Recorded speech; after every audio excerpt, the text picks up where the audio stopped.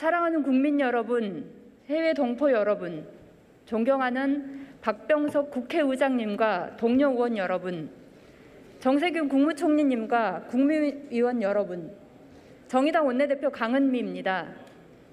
재난과 위기를 불평등 해소의 기회로 만들어 갑시다. 정의당은 이미 지난 9월 비교섭단체 대표 연설을 통해 코로나 특별법 제정 필요성을 촉구드렸습니다. 지난 1일 우리 당 의원이 제출한 특별법과 코로나 손실보상 및 피해지원 특위 구성에 대해서도 박병석 의장님이 여야에 조속한 구성을 촉구하셨습니다. 코로나 관련 국회 대응에는 여야가 없는 만큼 시급히 관련 특위를 구성해 필요한 법안을 통과시켜야 합니다. 작년 한 해 우리는 코로나와의 긴 싸움에서 힘겹게 버텨왔습니다. 방역 의료 종사자들의 희생과 국민들의 헌신, 소상공인, 자영업자, 특수고용직, 프리랜서, 예술인 등 불안정 노동자들의 피와 땀, 눈물 위에 우리의 일상이 간신히 유지되고 있습니다. 이 위태로운 일상이 계속된다는 것은 코로나가 끝나지 않았다는 반증입니다. 재난은 모두에게 평등하게 찾아오지 않았습니다. 일부 플랫폼 기업의 사상 최고의 수익을 올리는 동안 운수업은 마이너스 16%, 문화 분야는 무려 17%까지 후퇴했습니다. 지난해 선방했다는 마이너스 1% 경제 성장률에는 설비 투자 효과를 뺀 민간 소비 마이너스 5%의 추락이 있었습니다. 1인당 국민소득이 세계 10위라는 기사 밑에는 아르바이트도 구하지 못한 처지를 비관한 20대 청년 여성의 우울한 부고가 함께 있었습니다. 주가 3천을 넘어가는 동안 자산 불평등은 문재인 정부 4년 내내 악화되었습니다. 다수 국민이 느끼는 진짜 체감 경기는 코스피 지수나 경제 성장률에 있지 않습니다. 죽어라 이래도 넘어설 수 없는 불평등의 벽 때문에 비투와 영끌 할 수밖에 없는 것이 청년들의 실상입니다. 시간이 지날수록 도시 외곽이 아니면 살 집이 없는 40, 50대의 고민이 국민이 느끼는 현실입니다. 지금 우리 경제는 부익부 빈익빈이 극단적으로 벌어지는 K자 양극화로 가고 있습니다. 재난은 더 약하고 어려운 사람들을 잔인하게 파고들고 있습니다. 나라 빚은 OECD 국가 중 현저히 낮은데 가계빚은 압도적으로 높습니다. 가계비 비영리 부문 부채는 역사상 처음으로 이미 GDP 규모를 추월하였고 전년 대비 증가율도 3분기 기준 8%나 증가했습니다. 소득은 줄고 빚만 늘어나고 있는 것입니다. 국가가 책임져야 할 부담을 국민께 떠넘기고 있습니다. 존경하는 국민 여러분, 앞으로 재난은 예측하기 어려운 다양한 형태로 우리 앞에 나타날 것입니다.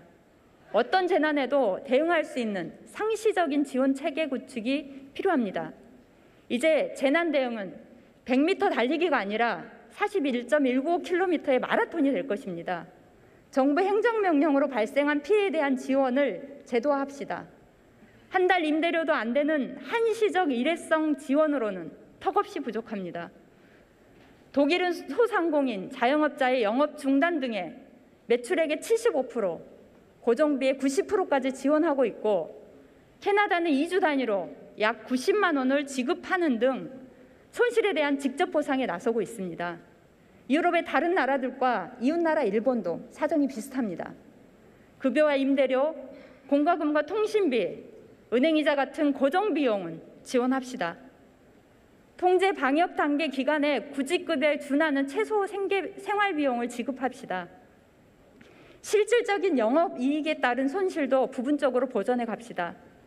방역 단계 기간에는 약탈적인 연체료 청구도, 일반 계약 해지도 당연히 금지해야 합니다.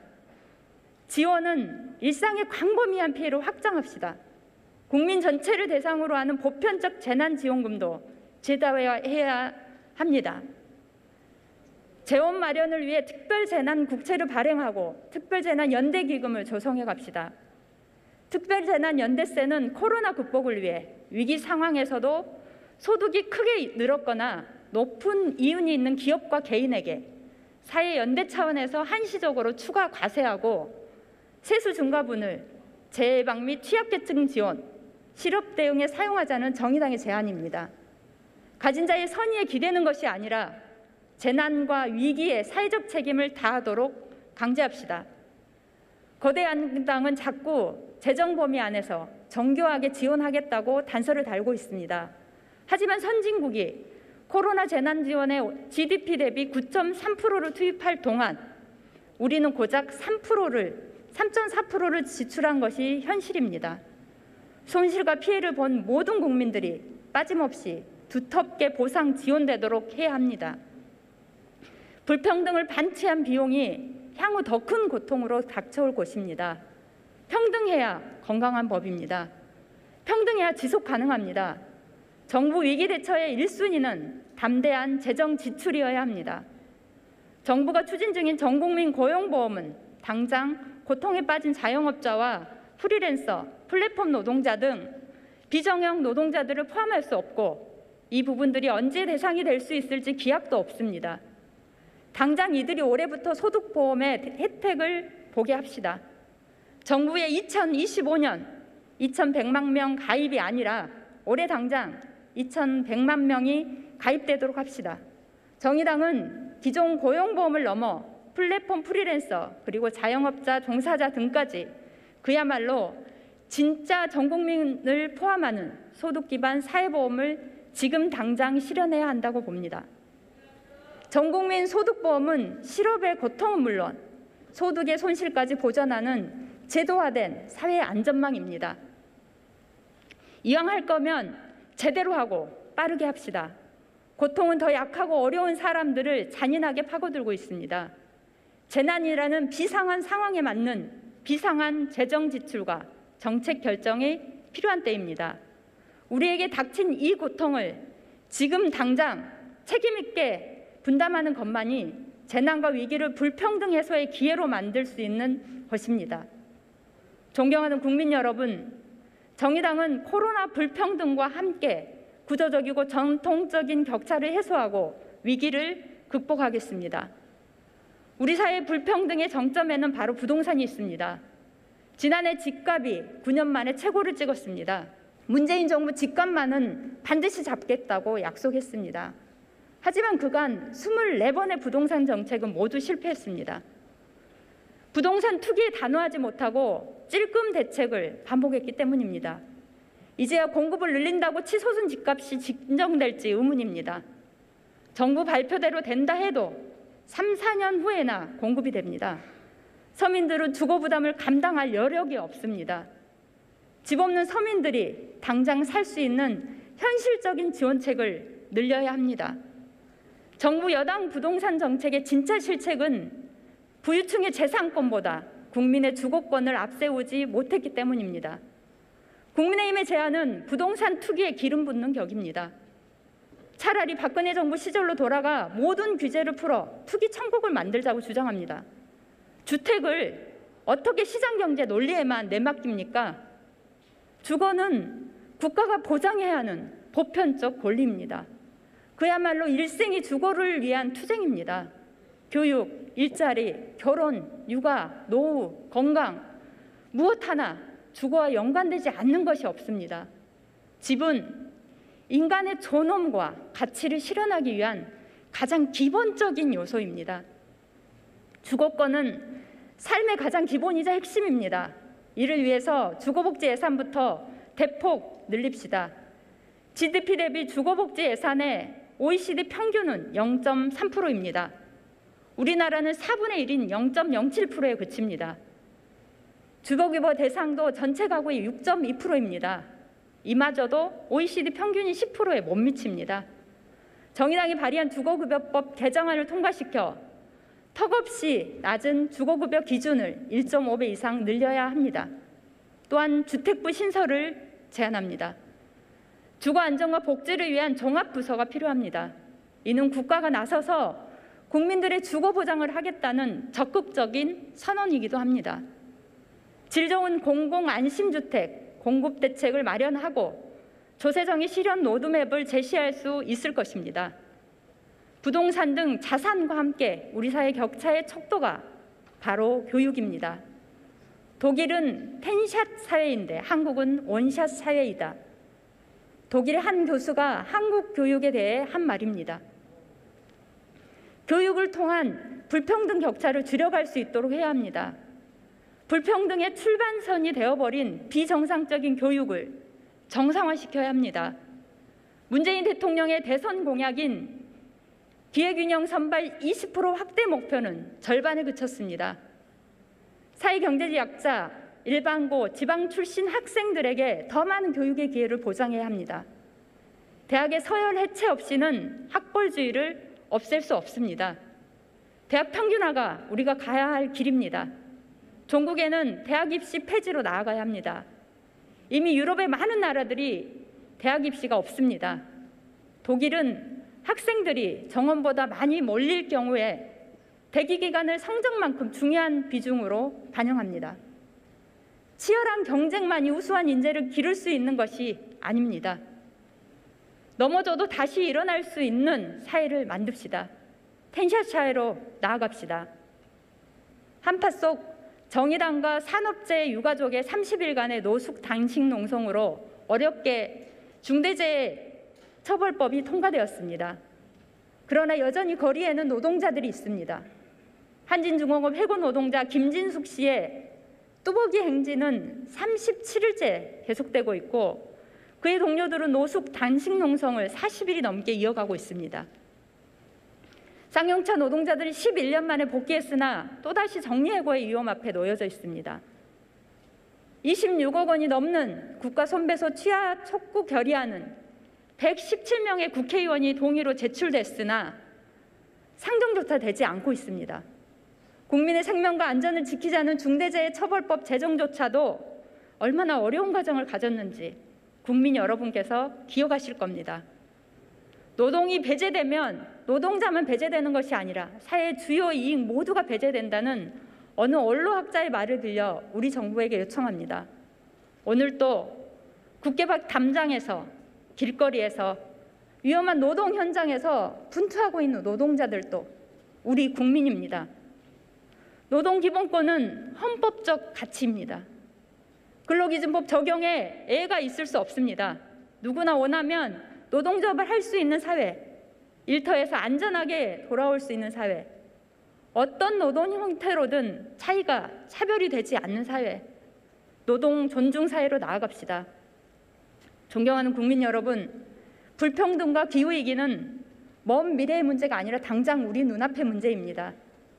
지난해 우리 정부의 2050 탄소 중립 공식화는 의미가 있습니다. 하지만 정의당이 제출한 2030년 탄소 배출 절반 감축 목표에는 한참 부족합니다. 그린뉴딜 정책으로 5년 동안 감축될 탄소 배출량도 겨우 1,300만 톤에 불과합니다. 그레타 툰베리의 얼마 전 지적대로 우리에게는 계속 이 불편한 진실을 피할 시간도, 위기를 해결할 수 있다는 자기 암시를 할 시간도 없습니다. 정의당이 정의로운 전환을 기후위기 대처의 가장 중요한 원칙으로 제안합니다.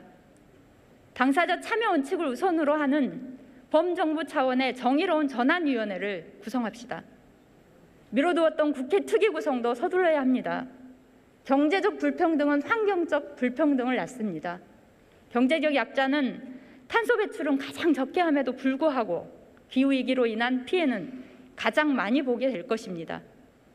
정의로운 전환을 위해 지금 당장 기업 중심, 금융 중심으로 되어 있는 그린 뉴딜 정책을 공공 중심으로 바꿔야 합니다. 에너지와 교통, 주거 에너지 효율화 등은 공공이 중심이 되어야 서민과 중산층이 전환 비용을 감당할 수 있게 됩니다. 전환 과정에서 줄어들 일자리를 대체할 대안도 만들어야 합니다. 정의로운 방식으로 기후위기를 대처하고 탈탄소 사회로 나아가야 합니다. 정말 우리에게는 시간이라는 게 없습니다. 한반도 평화는 거스릴 수 없는 흐름입니다. 바이든 행정부의 대북 정책에 우리 민족의 운명을 맡겨만 둘 수는 없습니다. 미국이 정해주는 속도와 폭의 남북 관계를 가둬서도 안 됩니다. 북한은 지난 8차 당대회를 통해 과거 합의를 이행하면 3년 전 봄날로 돌아갈 수 있다고 했습니다. 분명한 메시지를 던진 것입니다. 우리가 선제적으로 답해야 합니다. 한미연합 군사훈련을 중단합시다. 남북 합의에 대한 국회 차원의 이행 약속으로 판문점 선언, 평양 선언에 대한 국회 비준을 제안합니다. 한반도의 냉전 구조와 분단 체계는 주변국들에게는 선택적 정책 사항일지 모릅니다. 그러나 우리에게는 모든 악순환을 끊어내기 위한 절대적 상수입니다. 북원전 건설 의혹 제기 같은 구시대적 북풍 공작은 궁극적으로 적대적인 분단 체제에 기인합니다. 한반도 평화 프로세스를 원활하게 추진하기 위해서라도 국가보안법 같은 구시대의 유물은 전면 폐지되어야 합니다.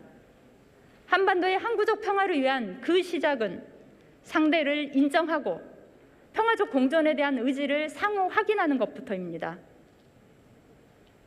존경하는 국민 여러분, 정의당 전 대표 성추행 사건으로 실망을 드려 정말 죄송합니다. 정의당은 책임 있는 공당으로서의 결단을 내렸습니다. 공당으로서 책임 있는 자세란 무엇인가를 두고 숙고를 했습니다.